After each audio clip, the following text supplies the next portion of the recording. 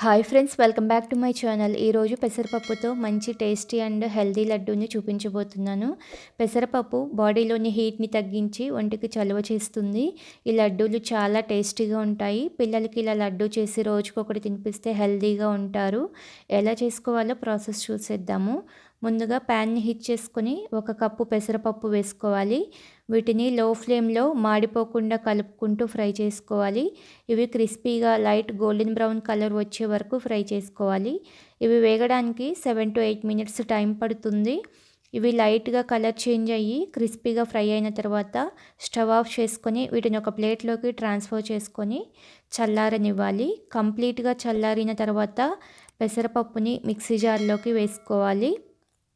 2 యాలకులు కూడా వేసుకొని మూత పెట్టి మరీ మెత్తగా కాకుండా ఫైన్ పౌడర్ లాగా గ్రైండ్ చేసుకోవాలి.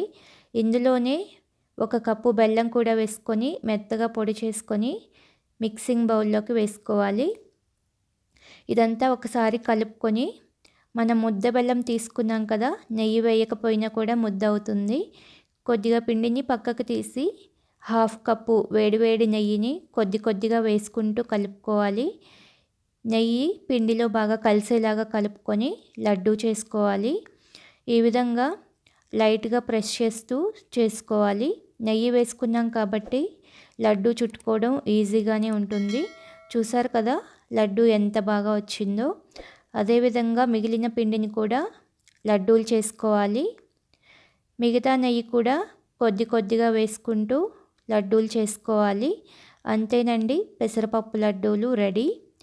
మినపసున్నుండలు ఎంత బాగుంటాయో ఈ లడ్డూలు కూడా అంతే బాగుంటాయి. ఇలా లడ్డూలు చేసి పిల్లల నుంచి పెద్దవారి వరకు రోజుకొకటి తింటే హెల్తీగా ఉంటారు. వెయిట్ లాస్ అవ్వాలి అనుకునే వారికి మంచి డైట్ రెసిపీ. ఈ లడ్డూలు మీరు కూడా చేసుకొని మీకు ఎలా వచ్చిందో కామెంట్ చేయండి. వీడియో నచ్చితే లైక్ చేయండి. మీ ఫ్రెండ్స్కి రిలేటివ్స్కి షేర్ చేయండి. కొత్తగా చూస్తున్న వాళ్ళు మన ఛానల్ని సబ్స్క్రైబ్ చేసుకోండి. Thank you for watching this video.